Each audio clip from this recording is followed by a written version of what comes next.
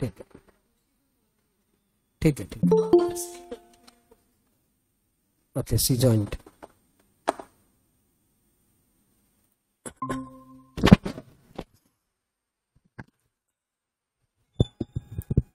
Jasmine अपना video on करना। Okay, हाँ ओके, हाँ जास्मिन आ गई। लास्ट क्लास जहाँ पे हमने एंड किया, मैं एक बार छोटा सा उसका रिकैप लेके आता हूँ, thereafter we'll continue the session. Last class what we have done, यदि आप इंडिविजुअल है और यदि आपने न्यू रिजीम ऑप्ट किया है, आप इंडिविजुअल है और आपने न्यू रिजीम ऑप्ट किया है, तो आपको 7 लाख तक कोई टैक्स नहीं देना, राइट।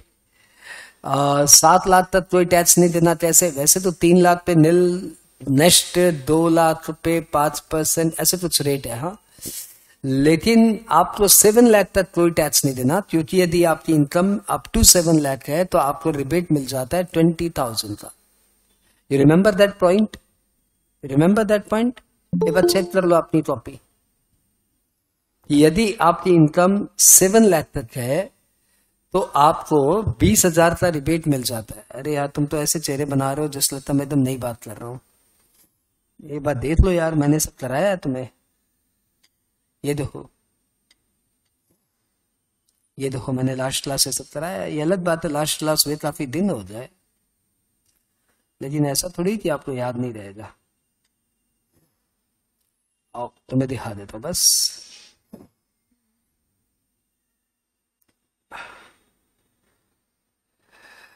लास्ट क्लास हमने ये 115 बीएससी का रेट लाया था। देखो, पहले 3 लाख पे निल, नेक्स्ट 4 लाख पे 5%, नेक्स्ट 3 लाख पे 10%, नेक्स्ट 2 लाख पे 15%, नेक्स्ट 3 लाख पे 20%, बैलेंस पे 30%। याद आया? आया क्या याद? यस, 3 लाख पे निल, 4 लाख पे 5, 3 लाख पे 10, 2 लाख पे 15, बैलेंस पे 20%। ठीक है। उसके बाद मैंने लास्ट क्लास में आपको जाते जाते बताया कि कुछ कंडीशंस फुलफिल करनी पड़ेगी। ये आपको कॉपी में लिखा दिया, आपको कुछ खास समझ में नहीं आया था, मुझे ध्यान है। ओके, फिर फीचर्स ऑफ न्यू रिजीम बता दिया। फिर जाते जाते मैंने रिबेट ऑन न्यू रिजीम बताया, rebate in case of new regime, और बताया जिनकी इनकम 7 लाख तक है उन्हें 20,000 का रिबेट मिलता है। Right right. अब क्लास यहां से आगे बढ़ रही है। अब हम लोग करना क्या है, देखो, मार्जिनल रिलीफ ऑन रिबेट। ये मैंने बोला था नेक्स्ट क्लास कराऊंगा, अब हम लोग इसी में है।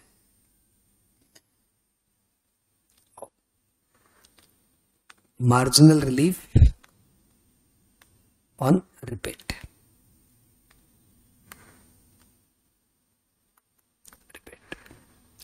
What is the theme? ये है सुखी राम और ये है दुखी राम। इसकी इनकम है 7 लाख और इसकी इनकम है 7,10,000। ठीक है। इसका टैक्स निकालो, कितना आएगा? टैक्स आएगा इसका पहले 3 लाख पे निल, इसका भी निल, और इसका नेक्स्ट 4 लाख पे 5% यानी 20,000, यहां पे भी 20,000, और नेक्स्ट इसका तो 7 लाख खत्म हो गया, देख लो आप, इसका भी 7,10,000 है, तो नेक्स्ट 10,000 पे 10% यानी 1,000, यानी इसका टैक्स आया टोटल में 20,000 और इसका टैक्स आया 21,000। हाँ, अब रिबेट मिलेगा, रिबेट अंडर सेक्शन 87A। बताओ इसको कितने का रिबेट मिलेगा? लाउडर, इसको कितने का रिबेट मिलेगा? अरे 20,000। अरे अभी तो बताया यार, इतना इतना धीरे सुस्त जवाब किस बात का यार? अभी तो बताया था, अभी तो लास्ट क्लास में दिखात लाया हूं कि जिनका 7 लाख तक की इनकम होती है उन्हें 20,000 तक का रिबेट मिलता है, और इसके ऊपर हमने सम भी बनाया है। आपको होम टास्क भी दिया हुआ था, ये देखिए, आप बोले तो होमवर्क नहीं है, होम टास्क भी दिया हुआ है, और ये रिबेट आपको मिलेगा। राइट, कितने का रिबेट मिलेगा? लाउडर। 20,000। 20,000 का। क्यों? क्योंकि ये इंडिविजुअल है और इसकी इनकम 7 लाख है। तो टैक्स लायबिलिटी हो गया फाइनली इस भाई साहब का 0। अच्छा बताओ इसको कितना रिबेट मिलेगा? लाउडर। रिबेट नहीं मिलेगा। तो इसको रिबेट नहीं मिलेगा। यहाँ पे रिबेट नहीं मिलेगा। क्यों? क्योंकि इसकी इनकम 7 लाख से ज्यादा है, और जब रिबेट ही नहीं मिलेगा तो इसकी टैक्स लायबिलिटी हो जाएगी 21,000। अब ये मिस्टर दुखी राम बड़ा दुखी होके बोल रहा है यार कि मैं इससे सिर्फ 10,000 ज्यादा कमाता हूं और मैं इससे 21,000 ज्यादा टैक्स देता हूं। ये तो गलत बात है ना। इन कंपैरिजन टू सुखी I earn only 10,000 more and I pay 21,000 more tax in comparison to Sukhi. So ये तो गलत बात है। मेरी इनकम 7 लाख से थोड़ी सी ज्यादा हुई है तो मैं तो थोड़ा तो रिबेट दीजिए। तो लॉ ने बोला हाँ बात तो तुम सही बोल रहे हो। तो लॉ ने बोला यदि आपकी इनकम 7 लाख से थोड़ी सी ज्यादा होती है, थोड़ी सी ज्यादा होती है, तो हम आपको रिबेट देंगे, लेकिन हम रिबेट उतना ही देंगे जिससे आपकी टैक्स लायबिलिटी आपकी इनकम से ज्यादा ना हो। तो आपके यहां पे मार्जिनल इनकम कितनी है? मार्जिनल मतलब change in income. Change in income कितनी है? 10,000। ओके, और आपका चेंज इन टैक्स कितना हो रहा है? 21,000। ये नहीं चलेगा। तो मैक्सिमम यहां पे 10,000 का ही टैक्स हो सकता है। तो मैक्सिमम 10,000 का ही टैक्स हो सकता है, तो फिर रिबेट देना पड़ेगा। How much? 11,000। यदि हम इसको 11,000 का रिबेट दे देते तो इसको 10,000 का टैक्स आएगा। And that is rebate, that is marginal relief in case of rebate. यानी रिबेट तो हमने दिया आपको, लेकिन 20,000 नहीं दिया। कितना दिया? 11,000। So that your change in income does not increase change in tax liability. तो आपका चेंज इन इनकम कितना है? 10,000। तो आपकी चेंज इन टैक्स लायबिलिटी भी मैक्सिमम 10,000 ही होगा। सर थोड़ा कम समझ पाया, कोई बात नहीं, एक बार वापस से लेते हैं। I repeat the 2। आप लोग अपना फेस ऑन करिए। टीचर आपका फेस रीडिंग करके ही आपको समझता है। यदि लाइव क्लास कर रहे हो तो अपना चेहरा दिखाना पड़ेगा। चेहरा दिखाने से हम लोग रीड करते हैं कि आप कैसे समझ रहे हो। तो प्लीज वापस आइए। मैं इतना अच्छा सा चेहरा लेके भी तो दिखा रहा हूं ना अपना चेहरा। मैं भी अपना चेहरा बंद कर सकता हूं, है ना। मैं देखो जितना अभी क्या हाल हो गया मेरे चेहरे का, आंख से पानी बह रहा है। ये भी चेहरा और बना हमारा।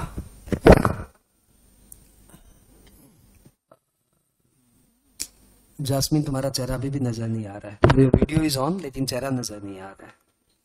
That's it. और इलस्ट्रेशन में आते वापस से। अब सपोज कोई मिस्टर ए है, उसकी इनकम है 7,05,000। ये पूछ रहा है बताओ मेरी टैक्स लायबिलिटी कितनी होगी? आप आंसर दे सकते हो? 5,000। अरे नाइस, कहां से आवाज आई है? प्यारी वाली आवाज। Who said 5,000? Jasmine. Nice, very good, very good. क्योंकि हम लोग से ज्यादा उतना ही टैक्स लेंगे जितनी आपकी इनकम 7 लाख से ज्यादा है। लेकिन इसको 100 कैसे करेंगे? 100 करेंगे आपको ऐसे, फर्स्ट 3 लाख पे निल, नेक्स्ट 4 लाख पे 5% यानी 20,000 और 7 लाख हो गया। अब नेक्स्ट 5,000 पे 10% बोले तो 500। आपका टैक्स लायबिलिटी हो गया 20,500।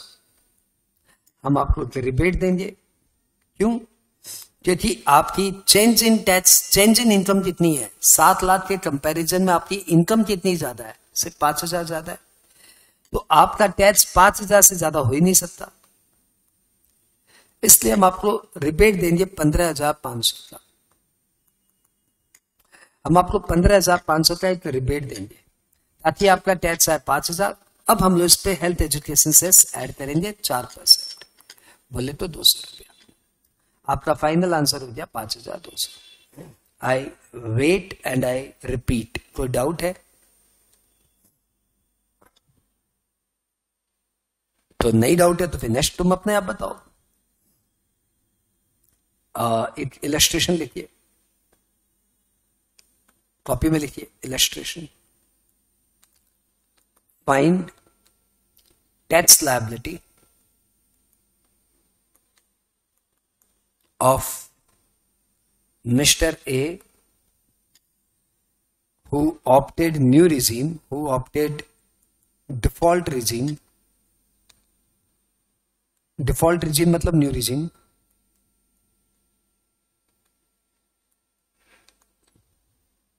having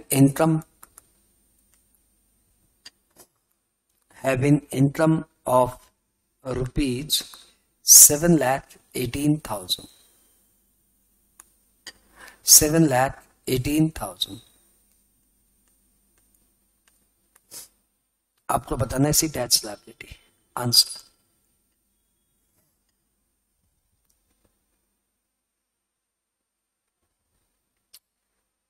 शो प्रॉपर कैलकुलेशन सो करके बताओ, डायरेक्ट आंसर तो सबको पता है।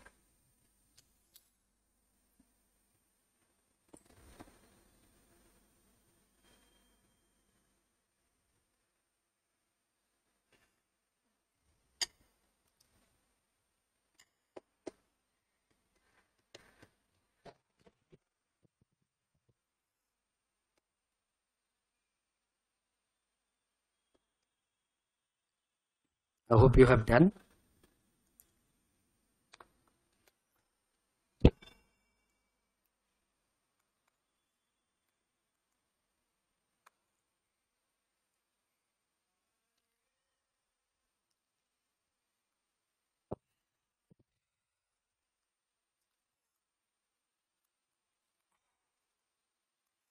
First 3 lakh nil, next 4 lakh 5% बोले तो 20,000, नेक्स्ट 18,000 10% बोले तो 1,800, आपका टैक्स आ जाए 21,800। लेकिन मैक्सिमम आपका टैक्स हो सकता है कितना, जितनी आपकी इनकम 7 लाख से ज्यादा हो।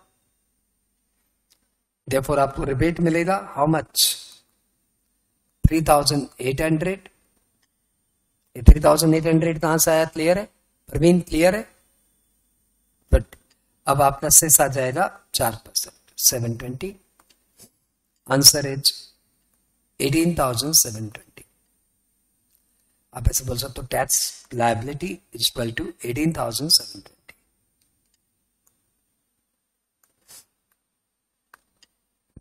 आई होप सबका राइट, से लाउडर यस यस। एक और यस सर। यू दैट, ये यस सर इसको हम लोग हमारे बुद्धा ब्रेन में बोलते हैं अफर्मेशन। ये अफर्मेशन से फायदा मेरे को होता है कि मुझे संतुष्टि मिलती है कि मेरे स्टूडेंट को समझ में आ गया। ये अफर्मेशन से सबसे बेसिक फायदा होता है स्टूडेंट को, क्योंकि उसके वो अपने दिमाग को बोलता है बॉस समझ में आ गया। एक मूवी आई थी 3 इडियट, उसमें बोलते हैं all is well, all is well.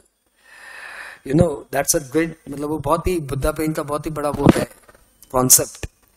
ये जब आप अपने आप को बोलते हो ऑल इज वेल, तो दिमाग बहुत भोला है, वो मान जाता है ऑल इज वेल। तो जब आप बोलते हो अपने आप को यस आई गॉट इट, तो दिमाग संतुष्ट हो जाता है, yes I got it. So please keep on affirming if you got it clear, otherwise keep on asking.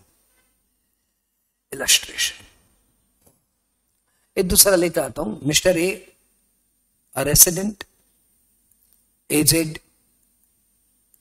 64 years, having income 7,25,000, fine tax liability.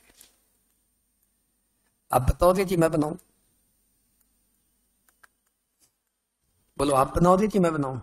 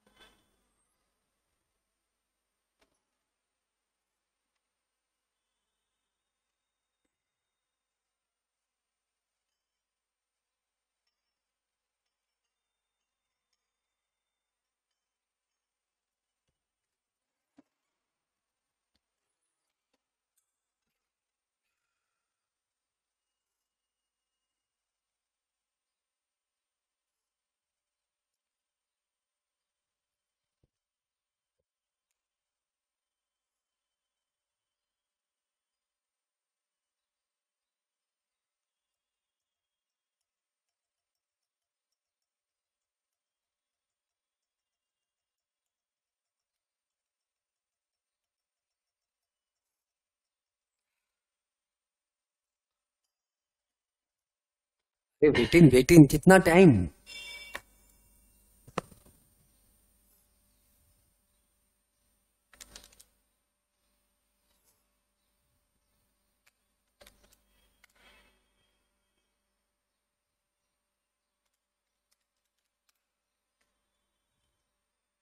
कितना? 26,000. Louder. 26,000. Zero. Zero is wrong answer. Zero तो ही नहीं सकता. Common sense apply करो ना. Sir, 26. जो बंदा 7,18,000 है वो टैक्स दे रहा है 18,720. तो जो बंदा 725 तुम्हारा वो टैक्स तो दे रहा है, जीरो टैक्स हो सकता है. हाँ क्या 26,000 कहां से आ रहा है? I am not getting. 26,000 कहां से आ रहा है? कुछ कैलकुलेशन मिस्टेक है. Check it.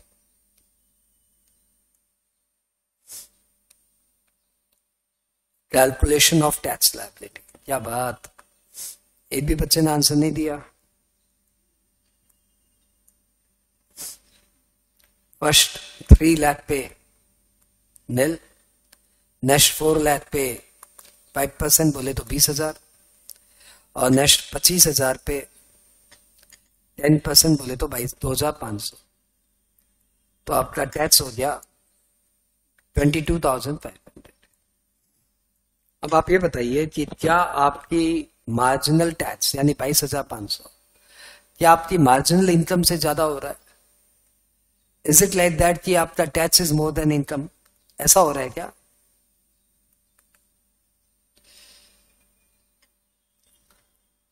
अरे मैं पूछ रहा हूं वापस से.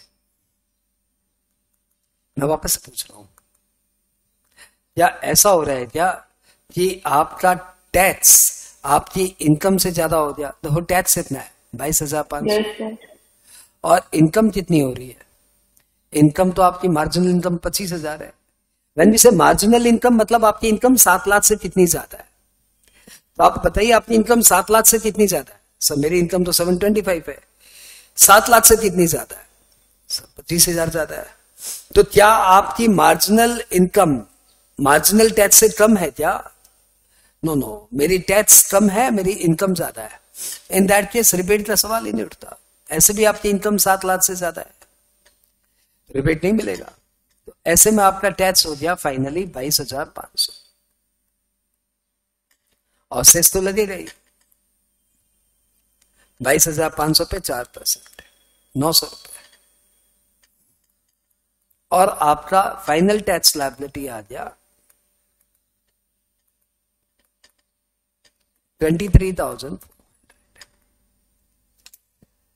प्रवीण का चेहरा देख के मुझे लग रहा है इसको कुछ समझ में नहीं आ रहा है. ये लड़की खाली कॉपी मार रही है. हो सकता है मेरा नया नहीं फेस. सर, वो रिजल्ट वाला समझ में नहीं आ रहा था, अब बोल दी उसके बाद हो गया.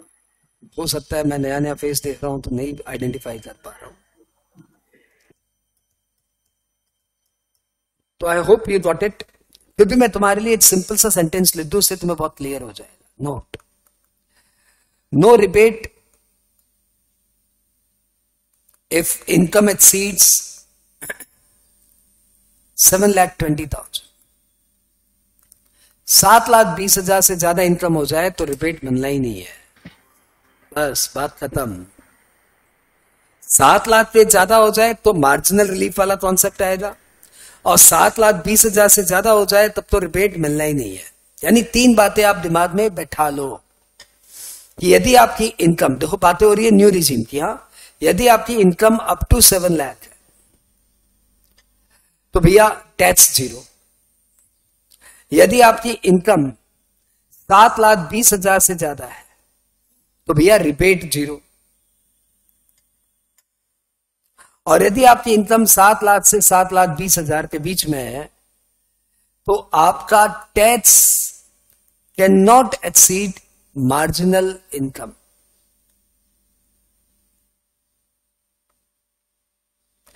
यदि ये तीनों बातें आपके दिमाग में मतलब एकदम बैठी हुई है ना, तब तो आप समझ लो आपका टॉपिक हो गया. और नहीं तो फिर अभी और मेहनत करेंगे. पहले बताओ ये तीनों बात आपके दिमाग में एकदम सेट हो जाए ना. 7 लाख तक की है तो टैक्स देना ही नहीं है तो टैक्स ही 0. 7,20,000 से ऊपर है तो भैया किसी भी सूरत हाल में एमआर नहीं मिलेगा, मार्जिनल रिलीफ नहीं मिलेगा। और यदि आपकी इनकम 7 लाख से 7,20,000 के बीच में है तो एमआर मिलेगा। एमआर का कॉन्सेप्ट क्या है? यही कि आपका tax can not exceed your marginal income. यदि मार्जिनल इनकम नहीं समझ में आ रहा तो ऐसे लिख लो इनकम -7 लाख। समझ में आ रहा है फिर भी लिख लो। यदि अब ये टॉपिक आप एग्जाम के समय पढ़ोगे सीधा तब हो सकता है भूल जाओ, तो लिख लो मार्जिनल इनकम मतलब इनकम -7 लाख। कितना भी अच्छा समझ में आ जाए बॉस, नोट्स हमेशा ल्यूसिड बनाना चाहिए।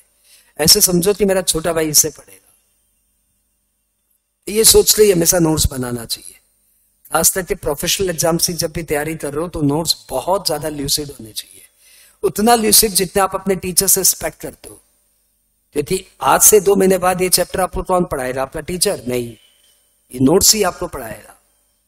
इसलिए आपका notes should be as lucid as you wish your teacher to be. Okay, तो भैया जी ये हो गया हमारा tax rate of individual over. मैं चाहता हूं कि हम लोग आप में एक रिबेट कर ले, सॉरी रिबेट नहीं, एक रिकैप कर ले और उसके बाद अपने आगे बढ़ते हैं। एक सेकंड,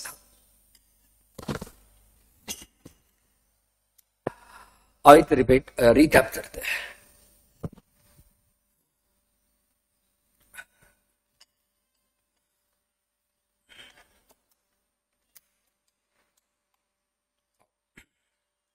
हमने एक टॉपिक फिनिश कर लिया, tax rate of individual.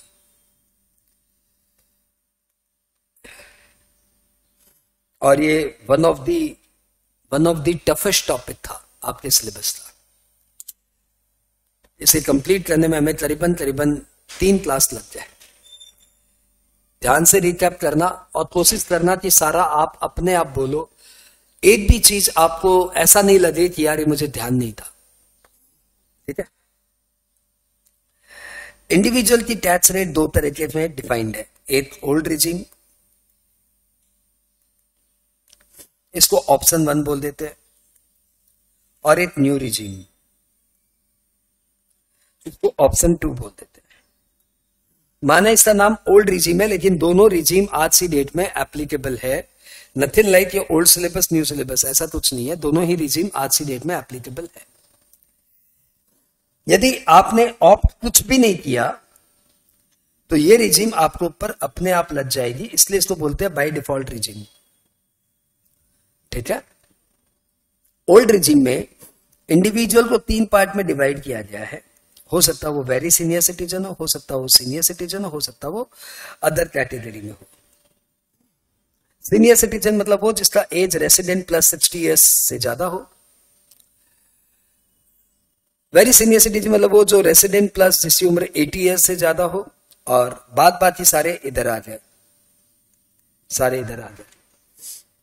Remaining. यहां पे इंडिविजुअल का 3 क्लासिफिकेशन नहीं है, चाहे आपकी उम्र 60 हो, 80 हो, 90 हो, न्यू रिजीम सबके लिए बराबर है।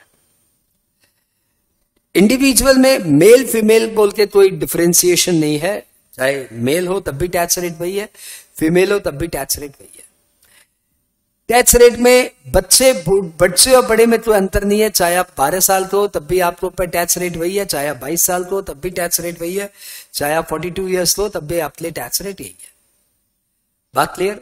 जितना डिफरेंस था बस इतना ही डिफरेंस है कि वेरी सीनियर सिटीजन या सीनियर सिटीजन के लिए ओल्ड रिजीम में एक नया टैक्स है, अदरवाइज बाकी सब सेम है। यहां पे टैक्स है कि पहले 2.5 लाख तक कुछ नहीं, यहां पे है पहले 3 लाख तक कुछ नहीं, यहां पे पहले 5 लाख तक कुछ नहीं। यहां पे नेक्स्ट 2.5 लाख पे, यहां पे नेक्स्ट 2 लाख पे 5%, यहां पे नेक्स्ट 5 लाख पे, यहां पे नेक्स्ट 5 लाख पे, नेक्स्ट 5 लाख पे 20%, और बाकी जितनी भी इनकम आपकी बचती है सब पे 30%। आई होप ये एकदम क्लियर था, मेमोराइज था।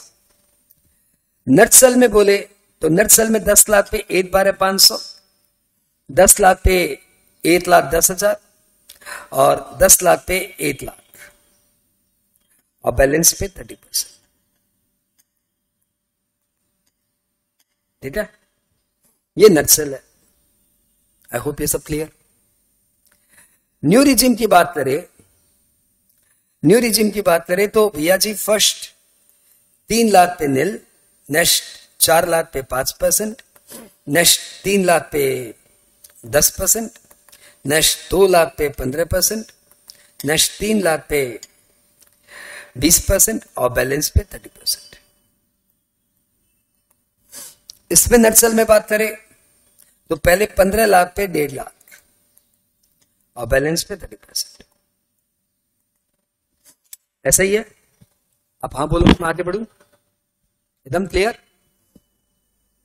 चलो भाई, आपकी बॉडी लैंग्वेज बहुत इंपॉर्टेंट है। आपका आप कैसे पढ़ रहे हो, आपका बॉडी जेस्चर बड़ा इंपॉर्टेंट है प्रोफेशनल एग्जाम्स में।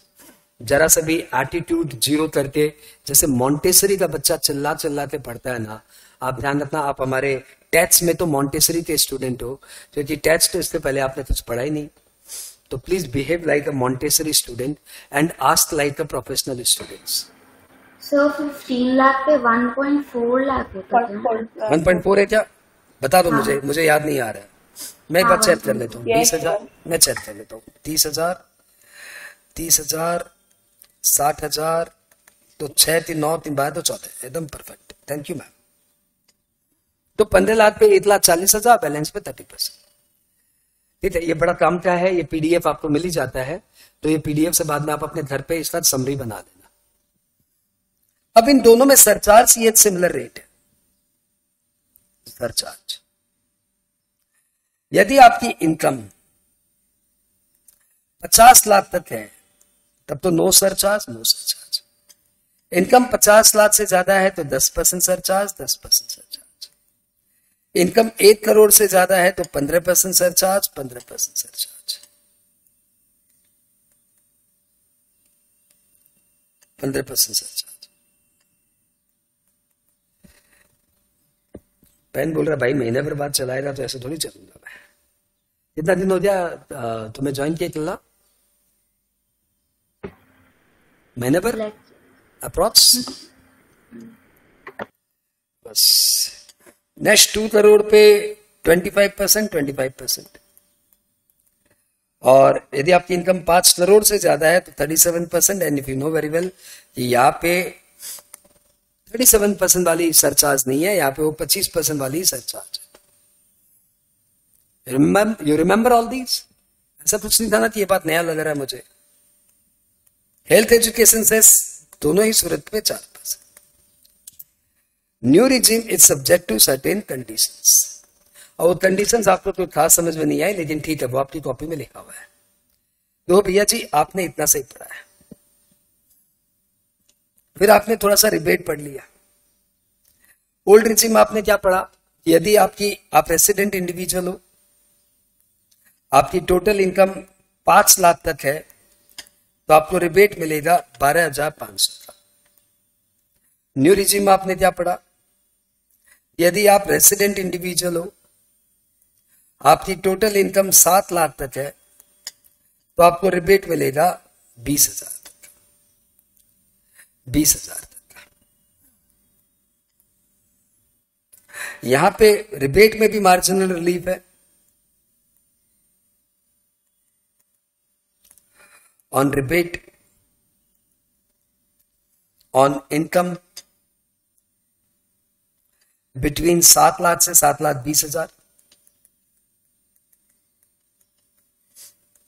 यहां पे no marginal relief on rebate.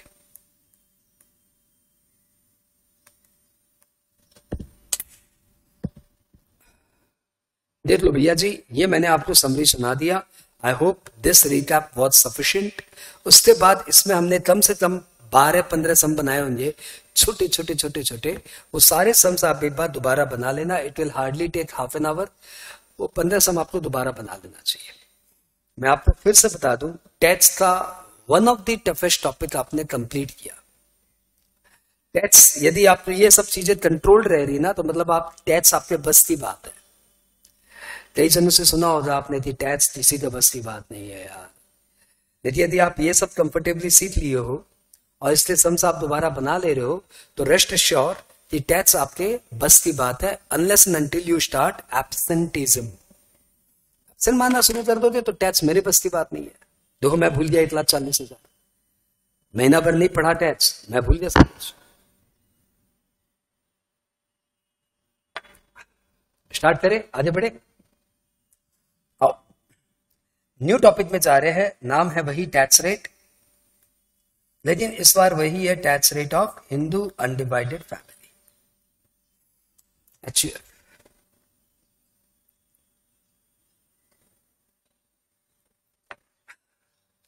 पहले मुझे ये बताओ कि आपने HUF का नाम सुना है कि नाम ही नहीं सुना?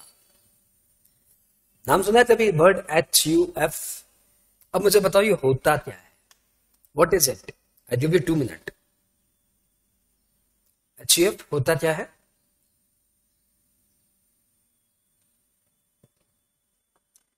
Joint family business. Joint family business. Joint family business, वो तो मोटा मोटी सभी फैमिली का है नहीं?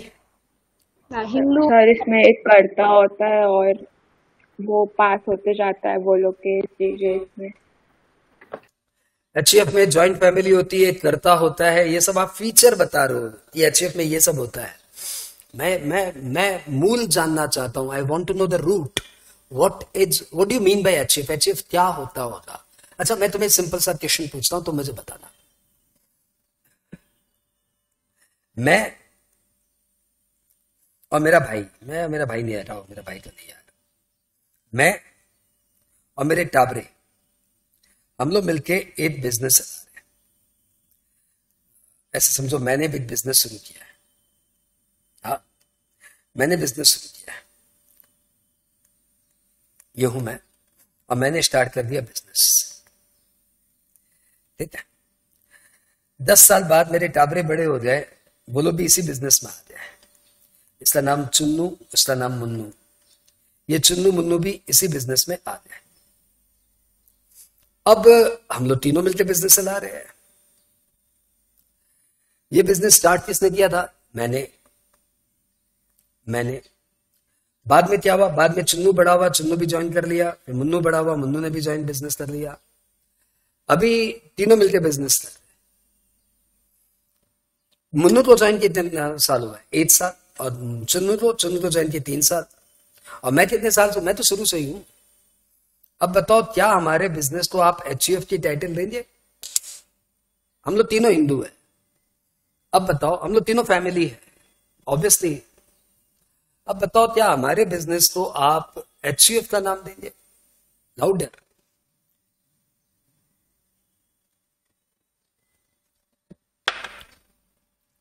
यदि आप कहेंगे हाँ, तो आपको पता है कि सारे बिजनेस ऐसे ही है, बाप के बिजनेस में बेटे तो ज्वाइन कर ही लेते हैं, तो उससे HUF बोलेंगे। Louder louder, yes no?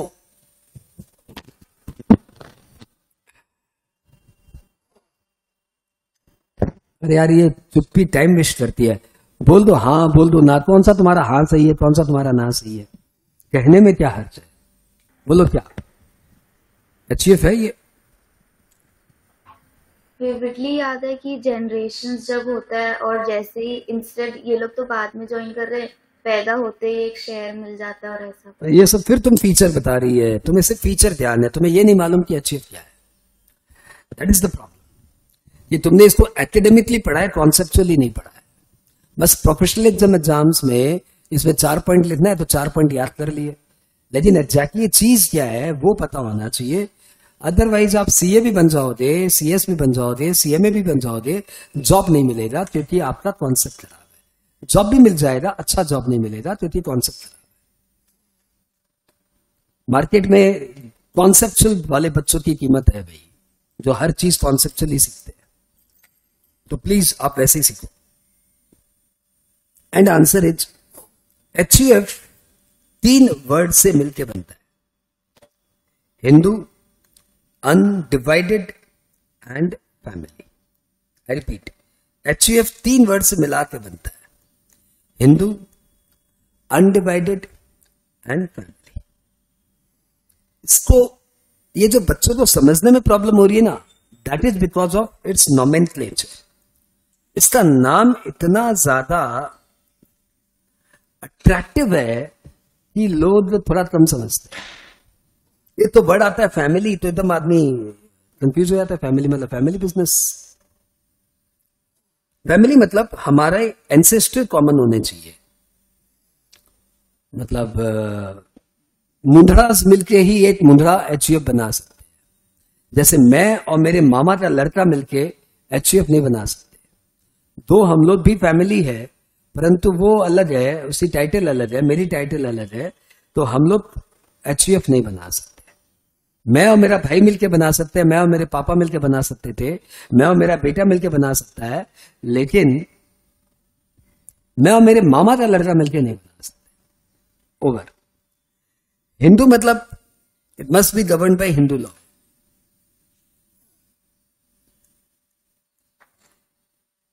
Okay. अब ये जो वर्ड है ना अनडिवाइडेड, ये डिसाइडिंग फैक्टर। अब अनडिवाइडेड मतलब क्या, आप मुझे बता सकते हो what is undivided? Louder and faster. Undivided मतलब पब्लिक ऐसे सोचता है कि जॉइंट फैमिली होना चाहिए। It's not like joint family. जैसे मैं यहां रहता हूं, मेरा भाई दिल्ली में रहता है, वी हैव सेपरेट फैमिली। वो अपने वाइफ एंड बच्चों के साथ दिल्ली में रहता है, मैं अपने वाइफ और बच्चों के साथ कैलकाटा में रहता हूं। Still we can have an HUF. HUF के लिए अनडिवाइडेड मतलब होता है undivided property. We must have some common property then we can create an HUF. अब सपोज हमारे पापा जी हम लोग दोनों के बीच में 50 लाख रुपया छोड़ के गए हैं सपोज, तो हमारा एक एचयूएफ बन सकता है बिकॉज हम लोग दोनों हिंदू है, हिंदू लॉ फॉलो करते हैं, हम लोग दोनों फैमिली है, हमारे एंसेस्टर्स कॉमन है, और हम दोनों के पास एक कॉमन प्रॉपर्टी है, न जो ना उसकी है न जो मेरी है, बल्कि कॉमन है। तो हम लोग बन जाएंगे क्या, एक एचयूएफ बन सकते। तो वहां से वो जास्मिन सोच रही होगी कि मैंने सही जवाब दिया सर, कॉमन एंसेस्टर मतलब एंसेस्ट्रल प्रॉपर्टी होनी चाहिए। No no no, it's not necessary ancestral property होनी चाहिए। एंसेस्ट्रल प्रॉपर्टी होने की दरकार नहीं है। सपोज मैं और मेरी बेटी, मेरे पापा ने सपोज मेरे लिए कोई प्रॉपर्टी नहीं छोड़ी है, सपोज मैं अपनी प्रॉपर्टी में से 2 करोड़ रुपए सेट असाइड करता हूं, और सेट असाइड करके मैं बोलता हूं कि इसमें मेरा और मेरी बेटियों का इक्वल राइट है। मैंने क्या किया, मैंने अपनी प्रॉपर्टी में से 2 करोड़ रुपए सेट असाइड किए और क्या कहा कि इसमें मेरा और मेरी बेटियों का इक्वल राइट है। तो भैया देखो, अब वापस तीनों बात आ गए। We all follow Hindu law, louder, we all follow Hindu law, H factor मिल गया। We have a common property जो पहले नहीं थी लेकिन मैंने बना दिया। We have undivided property and we are a family. So now we become an HUF. Got it? यानी एचयूएफ के लिए आप जितना एच और एफ को जोर देते हैं उससे ज्यादा जोर देने लायक चीज है यू। यू मतलब अनडिवाइडेड प्रॉपर्टी। यानी एचयूएफ कई बार कॉमन एंसेस्ट्रल प्रॉपर्टी से बन जाता है, पूर्वज जो छोड़ के चले गए उस प्रॉपर्टी से बन जाता है, और कई बार हम लोग डिलिबरेटली एचयूएफ क्रिएट करते हैं। व्हाट वी डू, हम अपनी प्रॉपर्टी में से कुछ भी पैसे, 2 करोड़ की दरकार नहीं है, 1 करोड़ से भी चलेगा, 50 लाख से भी चलेगा, 1 लाख से भी चलेगा, 15,000 से भी चलेगा, 1,000 से भी चलेगा, बॉस कोई इशू नहीं है। बस आप एक डीड बनाइए और लिखिए, मैं संजय मुंद्रा अपनी प्रॉपर्टी में से 5 लाख रुपए सेट असाइड करता हूं, उसमें मेरा, मेरी बेटियों का, मेरे बेटे का, मेरी वाइफ का इक्वल राइट होगा। और बस इतना लिखते ही, साइन करते ही एक एचयूएफ बन जाएगा, क्योंकि मैंने एच तो हम पहले से ही थे, हिंदू लॉ हम लोग पहले से ही फॉलो कर रहे थे, फैमिली तो हम पहले से ही थे, हमने यू भी बना दिया, अनडिवाइडेड प्रॉपर्टी। अब देखो, इतना सा कॉन्सेप्ट आते ही आपको एचयूएफ बनाना आ गया। अब आप गूगल में जाएंगे, एचयूएफ डीड साइन सर्च मारेंगे, आप ऐसे गूगल में जाएंगे और गूगल को बोलेंगे गूगल देव एचयूएफ डीड दीजिए, गूगल आपको format of HUF did they देगा, आप उसको क्लिक करेंगे और एक आ गया आपके सामने एचयूएफ बनाने का महामंत्र। Format of HUF creation deed, आप इसको पढ़ लो, इसमें कुछ खास नहीं है। इसमें है मैं Sanjay Mundra, son of late Ashok Kumar Mundra, residing at 26 Mackenzie Lane, aged 50 years, adult, do hereby declare that I am Karta of Sanjay Mundra tax classes HUF, that I received on behalf of the HUF gift of rupees 1 lakh by way of cash check from my father, from my brother, from myself। जहां से वो पैसे आए डाल दीजिए और बस इसमें कौन कौन मेंबर उसका नाम लिख दीजिए, आपकी HUF बन जाएगी, खत्म।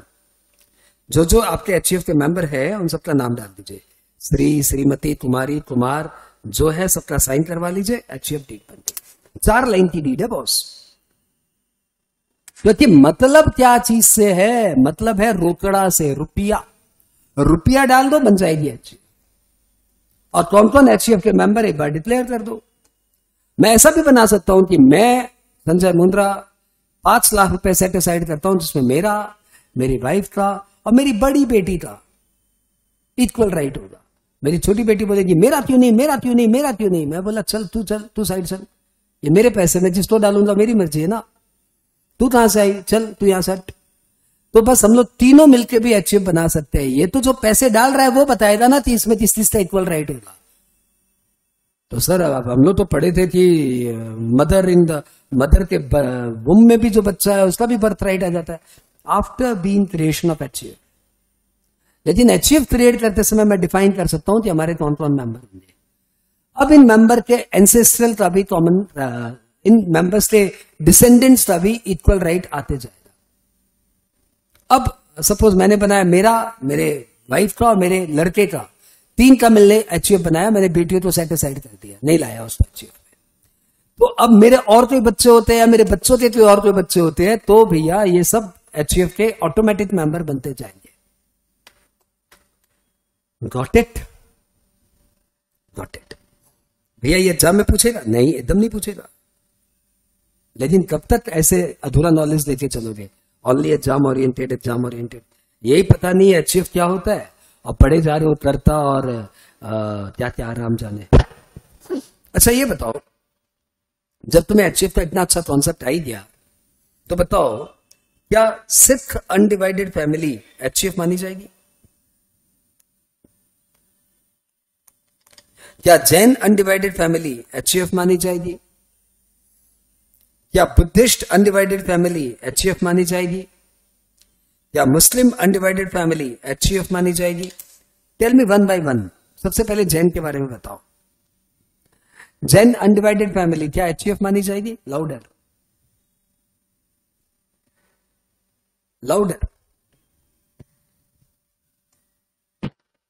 अरे यार टाइम बड़ा वेस्ट करते हो। ये जब तुम 2 वे कम्युनिकेशन नहीं करते हो ना, मतलब तुम्हारी आदत है, and you are a perfect student of a video class. यदि आप लाइव क्लास से स्टूडेंट बनना चाहते हो ना, तो लाइव क्लास ज्वाइन करने से नहीं होगा, लाइव क्लास का फीचर भी अंदर में लाना पड़ेगा, जिसको बोलते हैं 2 वे कम्युनिकेशन। कांस्टेंट पूछो, कांस्टेंट बॉडी लैंग्वेज से बताओ और कांस्टेंट जवाब दो। बताओ क्या जैन अनडिवाइडेड फैमिली HUF बनेगा? Yes sir. तुम्हें जैन हिंदू नजर आ रहा है? नहीं पर सर लॉ तो वैसे ही बना हुआ है ना। अच्छा तुम्हारी बात मान लेते। बुद्धिस्ट अनडिवाइडेड फैमिली ये HUF मानी जाएगी? और सिख अनडिवाइडेड फैमिली, हिंदू मुस्लिम सिख ईसाई आपस में है भाई। हाँ बताओ, सिख अनडिवाइडेड फैमिली HUF मानी जाएगी? What about Muslim undivided family, ये HUF मानी जाएगी? Louder, faster. नो, बस एक बात पे आप सब यूनानिमस थे कि मुस्लिम अनडिवाइडेड फैमिली HUF नहीं मानी जाएगी। बात ही में आप डिलेमा में थे, एंड आंसर इज, जो वो झारखंड वाली लड़की है ना, उसने जो बोला वो सही आंसर है। ये तीनों HUF माने जाएंगे। जब मैंने पूछा जैन अनडिवाइडेड फैमिली HUF मानी जाएगी, तो मैंने आपको परेशान भी किया। मैंने पूछा कि भैया जैन हिंदू थोड़ी होते, जैन अलग धर्म के है, उनके भगवान अलग है, उनकी पूजा पद्धति अलग है, उनके आचार विचार हमसे अलग है। वो मिलते हैं तो जय जनेन्द्र बोलते, हम मिलते हैं तो बोलते राम राम। हम वो अलग है भाई। लेकिन हो सकता है उनका धर्म अलग हो, हमारा धर्म अलग है, हो सकता है उनके ईश्वर अलग हो, हमारे ईश्वर अलग है, लेकिन हम दोनों का लॉ एक ही है।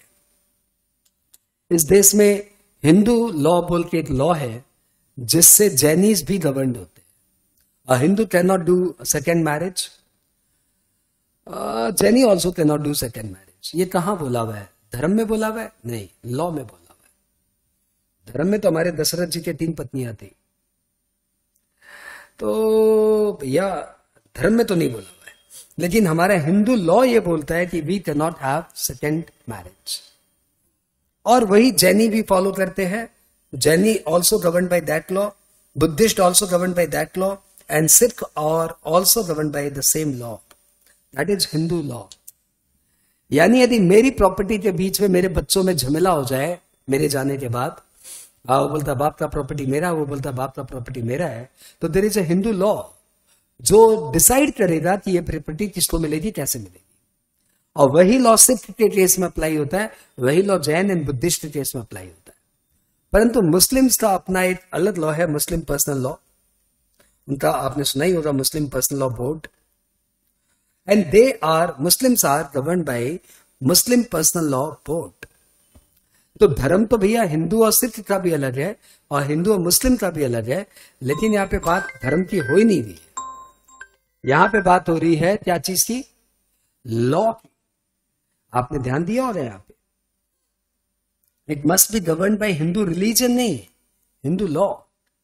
And therefore Sikh undivided family, Buddhist undivided family, Zen undivided family are treated as HUF. But Muslim undivided family are not treated as HUF. I hope ये clear? चलो फाइन, मैंने आपको HUF का कॉन्सेप्ट क्लियर किया। किसी के मन में कोई डाउट है तो बिंदास पूछना। अब मैं आपको लेके जा रहा हूं टैक्स रेट ऑफ HUF में।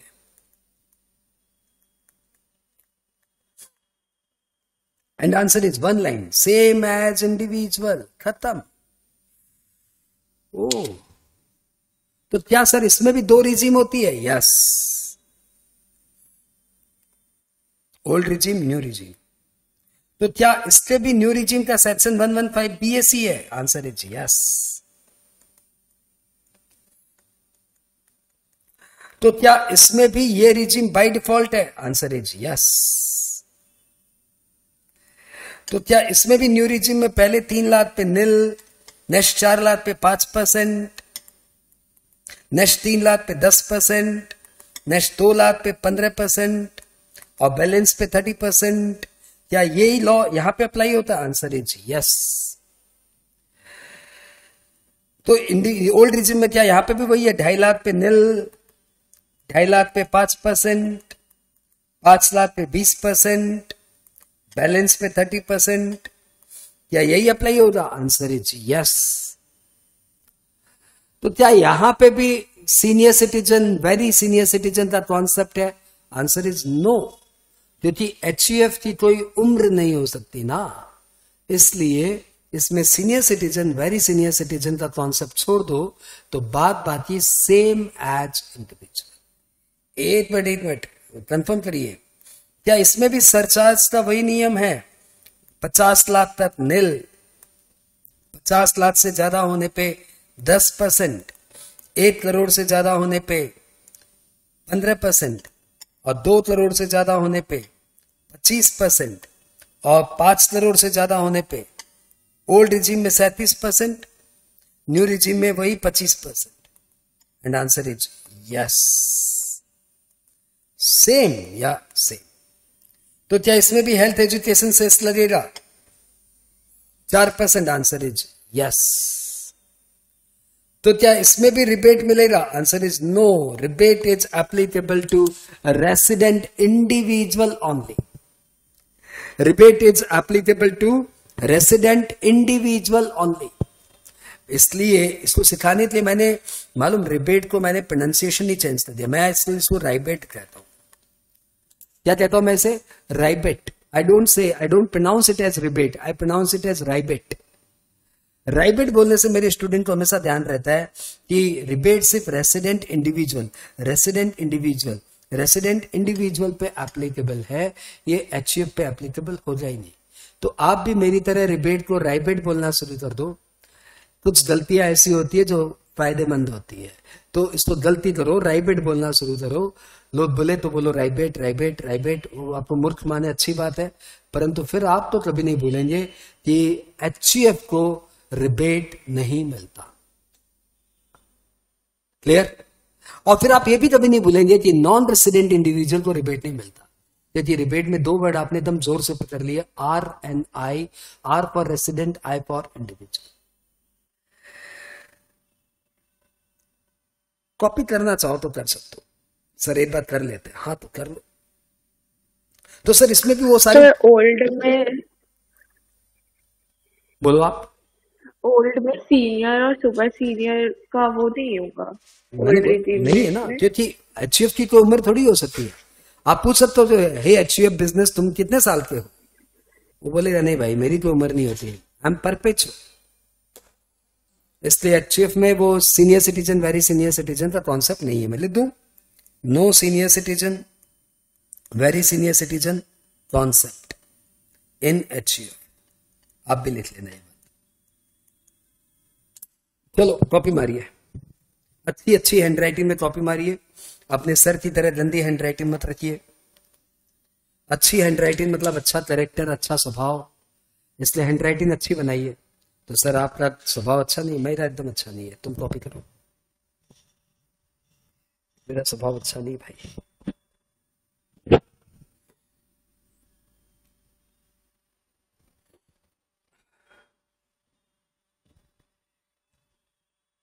तो मैंने आज तुम्हें बहुत कम समय में एचयूएफ का कॉन्सेप्ट दिया और फिर एचयूएफ की टैक्स रेट लिखा दी, याद करा दी। किसी के मन में कोई डाउट है तो पूछ लो।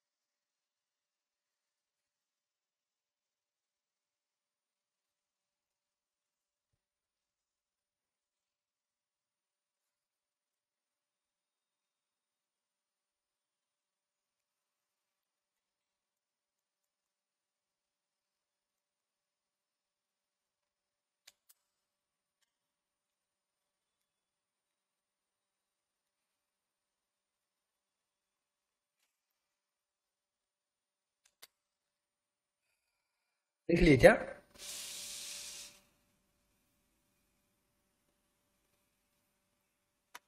Yes sir. Nice nice. और ये रिपीट को राइबेट लिखने की आदत डाल देना।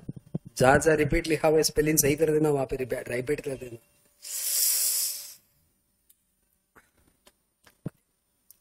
अब किसी को कुछ पूछना है एचयूएफ से रिलेटेड तो पूछ लो, और नहीं तो फिर अगले टॉपिक में चलते हैं, tax rate of company. I am waiting. किसी के मन में तो डाउट?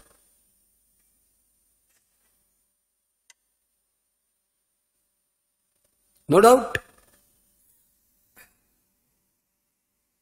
मुझे एक बात बताओ, हम एचयूएफ क्यों बनाते हैं?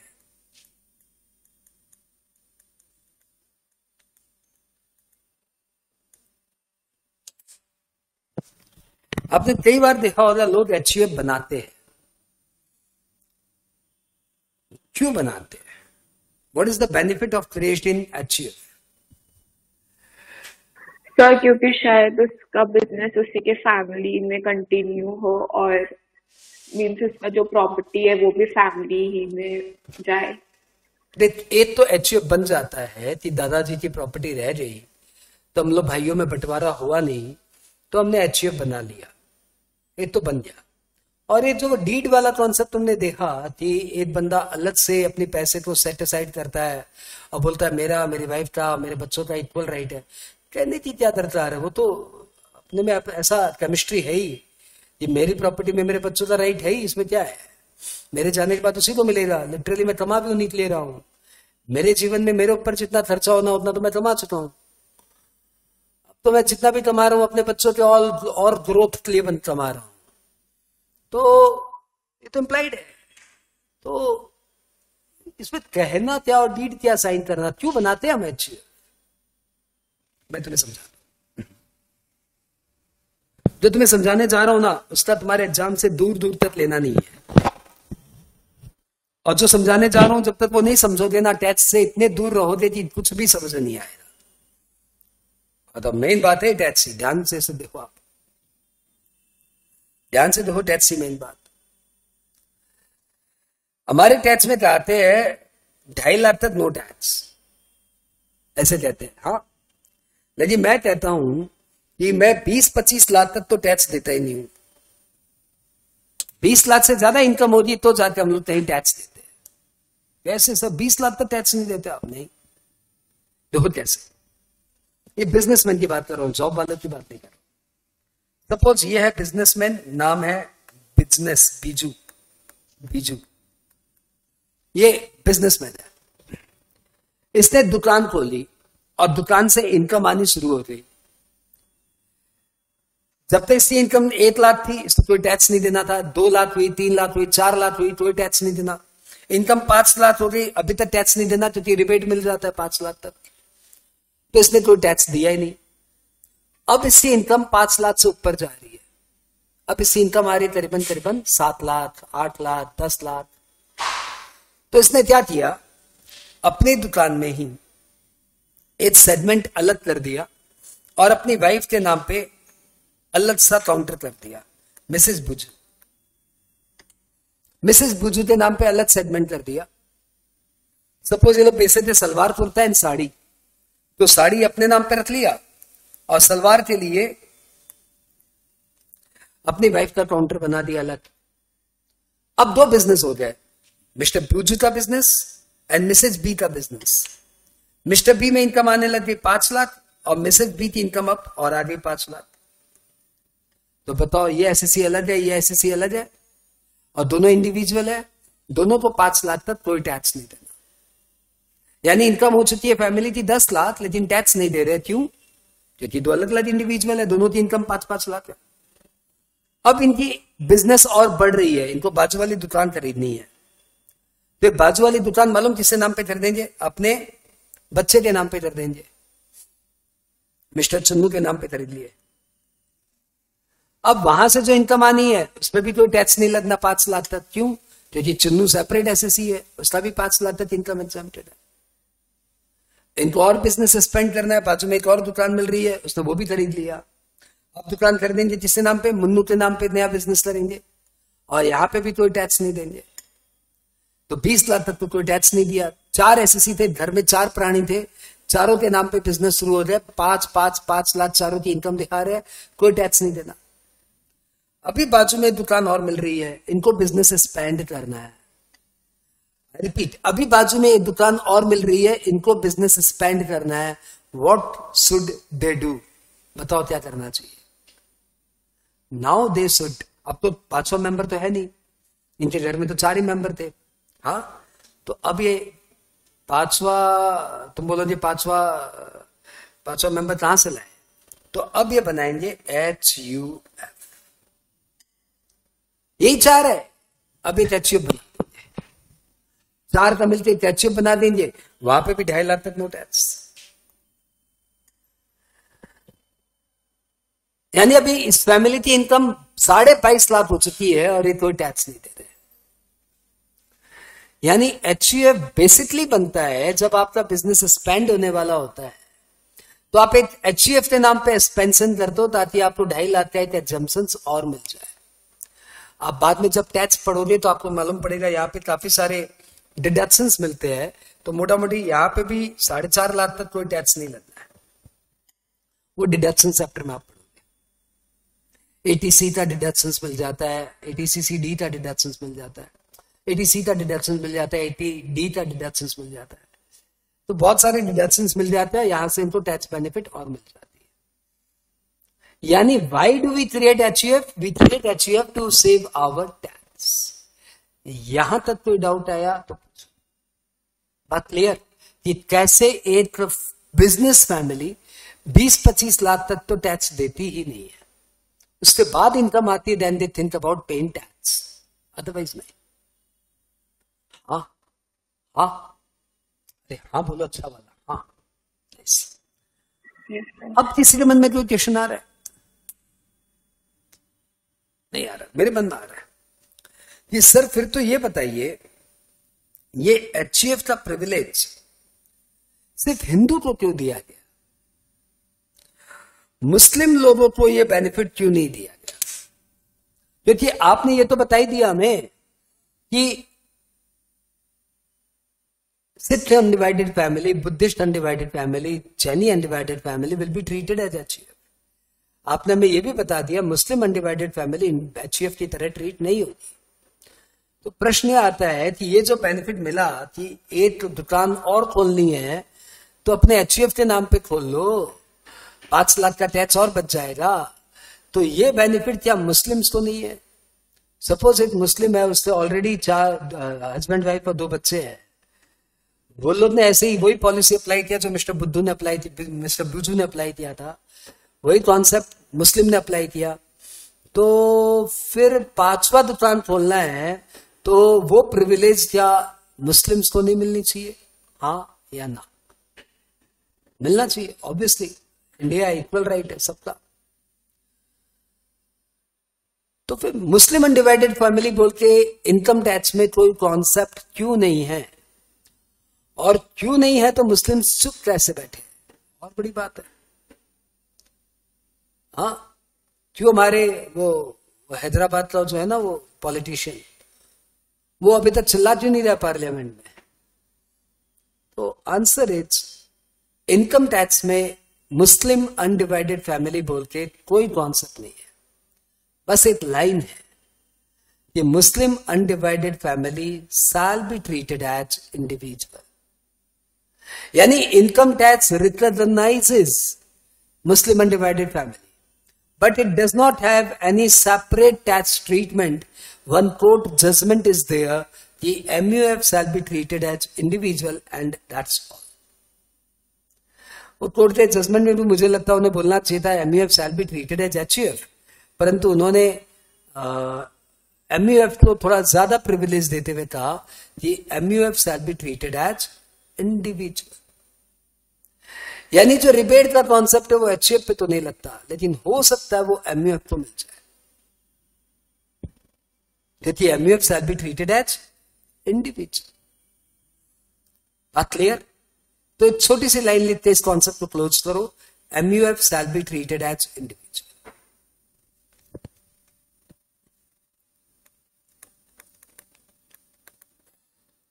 Muslim undivided family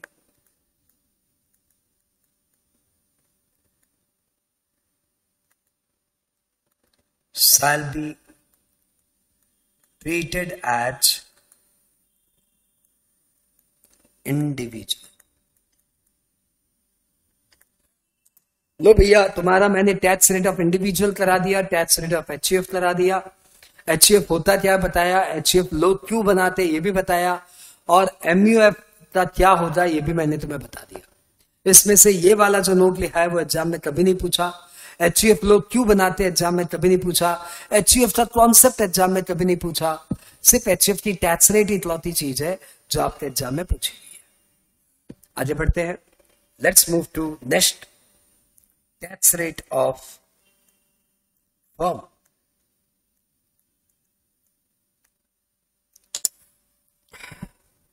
tax rate of firm. सब रेडी? एक फर्म की टैक्स रेट क्या है? पहले बताओ फर्म मतलब क्या समझते हो? तो आंसर इज फर्म मतलब पार्टनरशिप फर्म। अब बताओ पार्टनरशिप फर्म के लिए क्या जरूरी है? Option 1 registration, option 2 deed, option 3 both. बताओ क्या पार्टनरशिप फर्म के लिए क्या जरूरी है? रजिस्ट्रेशन, डीड या both? Louder. Deed. Deed. Deed. Deed यानी पार्टनरशिप फर्म के लिए कोई रजिस्ट्री की दरकार नहीं है। एचयूएफ के लिए भी सिर्फ डीड से काम हो जाएगा, फर्म के लिए भी सिर्फ डीड से काम हो जाएगा।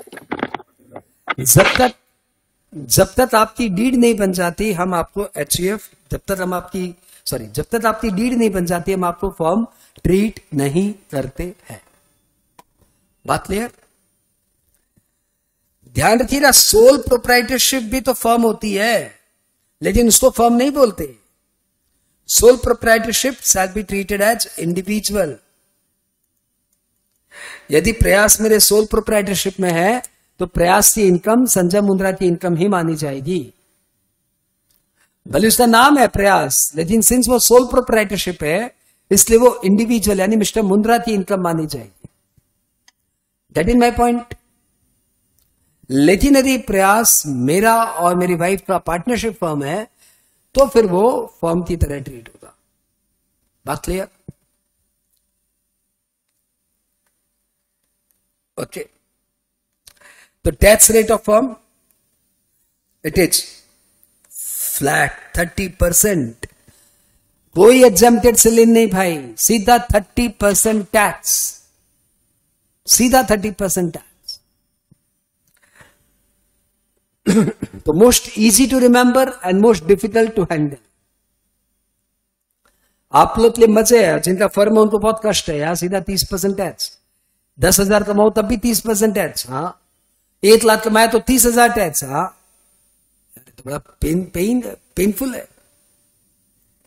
अच्छा इसमें भी सरचार्ज होता है क्या सर? हाँ इसका सरचार्ज का रेट क्या है? Income up to 1 CR no surcharge, और income exceeding 1 CR 12% surcharge. Wait या महीना भर से टैक्स नहीं पड़ा हूं, मेरा देह हालत क्या हो गया है। यदि आपकी इनकम 1 करोड़ के अंदर है, यदि आपकी इनकम 1 करोड़ के अंदर है तो आपको कोई सरचार्ज नहीं देना, और यदि आपकी इनकम 1 करोड़ से ज्यादा है तो आपको 12% सरचार्ज देना पड़ेगा। मैं कंफर्म करता हूं उसको थोड़ी देर में। हाँ बात क्लियर? अरे बात क्लियर? जो बच्चे टैक्स रेगुलर नहीं पढ़ते ना उनके साथ बहुत ट्रेजेडी होती है। टैक्स ऐसा नहीं है कि एक ही चैप्टर को बार बार रेगुलर पढ़ना पड़ता है। नो, टैक्स आप डेली 15-20 मिनट पढ़ो, बस टैक्स के टच में रहो। यदि आपके साथ टैक्स का टच छूटता है तो मैंने ऐसे कई बार एक्सपीरियंस किया है कि आप कितने भी स्ट्रांग क्यों ना हो टैक्स में, टैक्स आपके हाथ से चला जाता है। बस आपको टैक्स के टच में रहना चाहिए। अभी मैं लास्ट 1 महीने से कुछ नहीं पढ़ रहा हूं तो मेरा हालत खराब है, और बस मैं डेली भले कुछ भी पढ़ूं, टैक्स में भले हो सकता है नया नया केस लॉ पढ़ रहा हूं, तब भी मैं टैक्स में हमेशा लोडेड रहूंगा, हमेशा टैक्स में चैंपियन रहूंगा। ये बात clear? Up to income 1 CR no surcharge, 1 crore से ज्यादा होने पे 12% सरचार्ज। क्या इसमें भी सेस लगता है sir? Health education cess? Answer is yes, 4%। हाँ बोलो तो आगे बढ़े। सर इसमें रिबेट? नो सर इसमें rebate? No, no rebate. Okay, तब तो कौन सा बहुत सिंपल है। 30% टैक्स रेट, इनकम 1 करोड़ तक नो सरचार्ज, 1 करोड़ से ज्यादा होने पे 12% सरचार्ज, और हेल्थ एजुकेशन से 4। अब आइए आज का last topic, tax rate of company. Old regime, new regime अभी पढ़ाऊंगा ही नहीं। मतलब आज आपका टैक्स रेट टॉपिक फिनिश होने वाला है, क्योंकि मैं टैक्स रेट की कंपनी की न्यू रिजीम अभी आपको पढ़ाने के मूड में नहीं हूं। ये मैं आपको पढ़ाऊंगा 10-12 क्लास के बाद। This is almost as individual, लेकिन पढ़ाऊंगा बाद में। अभी अपने क्या कर रहे हैं, tax rate of company. Company में दो तरह की कंपनी होती है, एक होती है डोमेस्टिक कंपनी यानी इंडियन कंपनी, और एक होती है फॉरेन कंपनी। आप मुझे बताएंगे इंडियन कंपनी क्या, फॉरेन कंपनी क्या? परवीन, आप मुझे बताओ तो इंडियन कंपनी क्या, फॉरेन कंपनी क्या? ইন্ডিয়ান কোম্পানি হচ্ছে যাদের ইনকামটা সোর্স অফ ইনকাম বা ইনকাম জেনারেটেডটা ইন্ডিয়ার মধ্যে, আর ফরেন কোম্পানি ওদের জেনারেটেড সোর্স বা ইনকামটা আউটসাইড ইন্ডিয়া হয়। नहीं परवीन मैडम, ऑफ ट्रैक है आप, लेकिन चलो ठीक है, नाइस, आपने आंसर दिया। Anyone else, Indian company foreign company क्या? ओके, मैं तुम्हें बताता हूं, बहुत सिंपल आंसर है। इंडियन कंपनी मतलब वो कंपनी जो थी इंडियन कंपनीज एक्ट में रजिस्टर्ड है, और फॉरेन कंपनी मतलब वो जो थी फॉरेन की किसी एक्ट में रजिस्टर्ड है।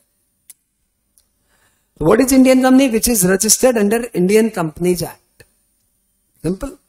आप कहां से कमा रहे हो बात की बात है, आप रजिस्टर्ड कहां हो ये बताइए। सर हम इंडियन कंपनीज एक्ट में रजिस्टर्ड है। You are Indian company, and if you are Indian company your tax rate will be 30%, and if you are foreign company your tax rate will be 40%. Oh, such a difference. Yeah, such a difference. Clear? आगे बढ़े। अच्छा, इस पे surcharge लगेगा? Yes. कितना? यदि आपकी total income 1 crore के अंदर है तो नो सरचार्ज, नो सरचार्ज। यदि आपकी टोटल इनकम 1 करोड़ से ज्यादा है तो सरचार्ज 7%, 2% ओनली। और यदि आपकी टोटल इनकम 10 करोड़ से ज्यादा है तो सरचार्ज 12%, 5%।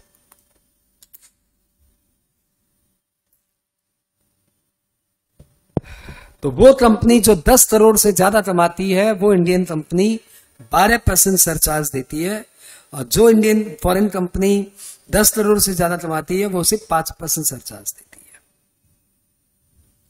सर सेस भी लगता है क्या इनके ऊपर? यस, सेस तो सब पे लगता है।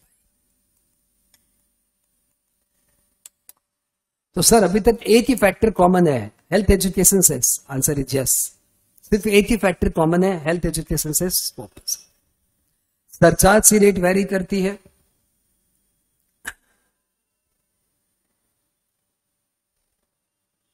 ओवर, बच्चों खुश हो जाओ, मैंने तुम्हें बस कंपनी का न्यू रिजीम अभी तक नहीं पढ़ाया, अदरवाइज मैंने टैक्स रेट का जितना आइडिया तुम्हें स्टार्टिंग में होना चाहिए उतना सब आइडिया तुम्हें दिया।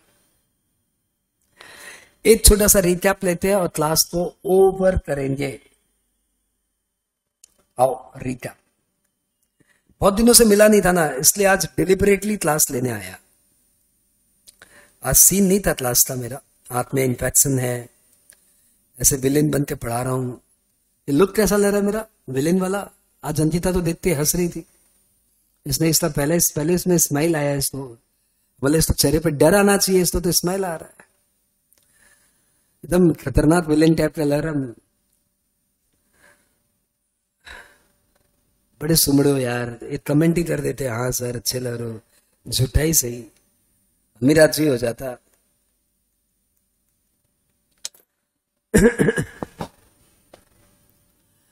रिकैप, हमने टॉपिक कर लिया टैक्स रेट। इस मामले में लड़के ठीक होते हैं, वो बड़े प्यार से झूठ बोल देते हैं, सर क्या लग रहे हैं आप, बड़े मजे में झूठ बोलते हैं, नालायक कहीं के। लड़कियां ऑनेस्टी के चक्कर में झूठ बोलना पसंद नहीं करती। आओ। एक छोटा सा रिकैप चल रहा है, रिकैप का नाम है क्या? Tax rate. ये चैप्टर आपने बड़े मेहनत से सीखा है।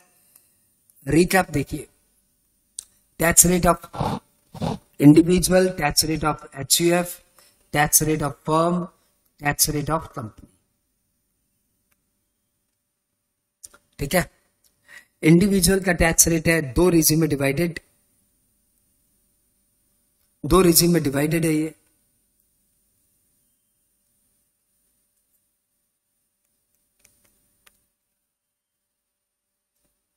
एक न्यू रिजिम और एक ओल्ड रिजिम।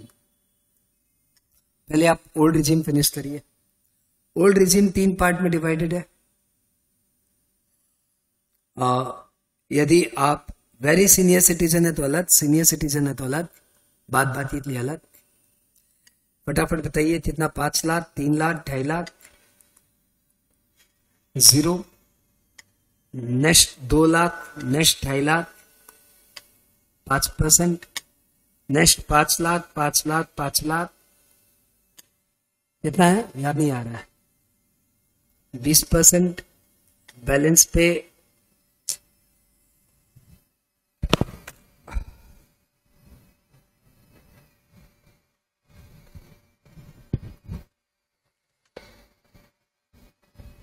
बैलेंस पे 30%।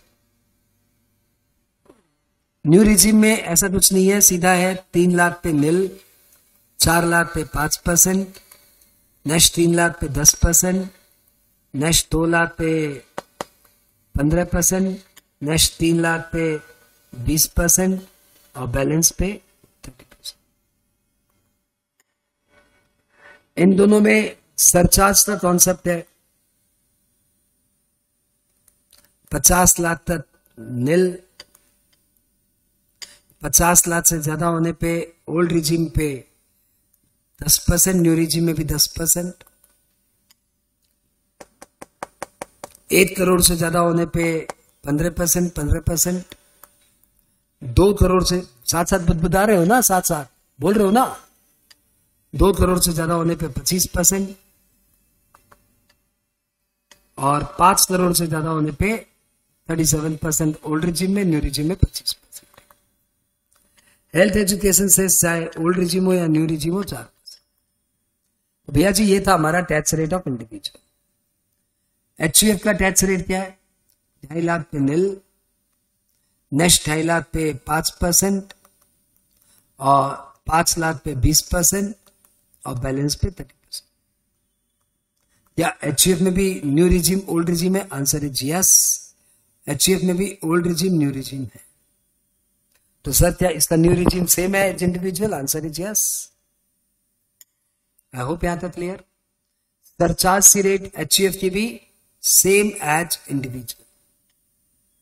तो क्या सर न्यू रिजिम में यहां पे भी 37% नहीं होगा? या न्यू रिजिम में यहां पे भी 5 करोड़ पे ऊपर होने पे भी 25% ही होगा। फर्म की टैक्स रेट 30%, सरचार्ज 1 करोड़ से इनकम ज्यादा होने पे 12% और सेस 4%। कंपनी का 2 डिवीजन है, इंडियन कंपनी, फॉरेन कंपनी। यहां पे 30% टैक्स, यहां पे 40% टैक्स।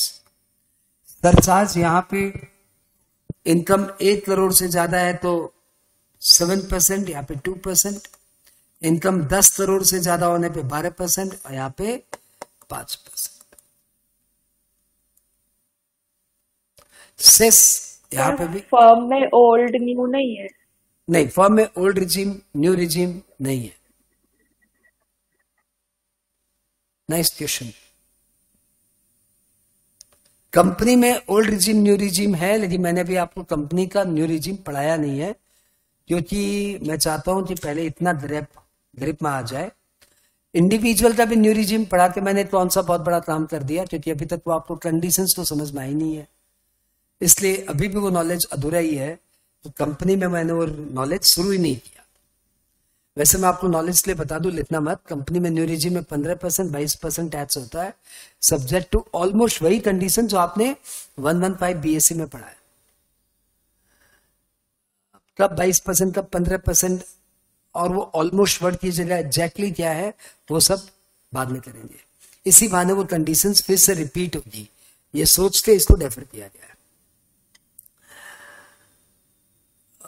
अभी फिर वापस से तुमसे मिल लिया हूं कि बस मिलना था, बहुत दिनों से मिला ही नहीं तुमसे। लेकिन अभी भी मुझे लगता है कि 2-4 दिन क्लास और डिस्टर्ब ही है हमारी। मुझे लगता है मैं संडे तो ट्राई करूंगा वापस से तुम लोग से मिलने की, ठीक है। मीनवाइल हाउस प्रॉपर्टी तुम लोग ने पूरा कर लिया क्या, ये बताओ। मैं पर अपना वो ऑफ कर देता हूँ रिकॉर्डिंग।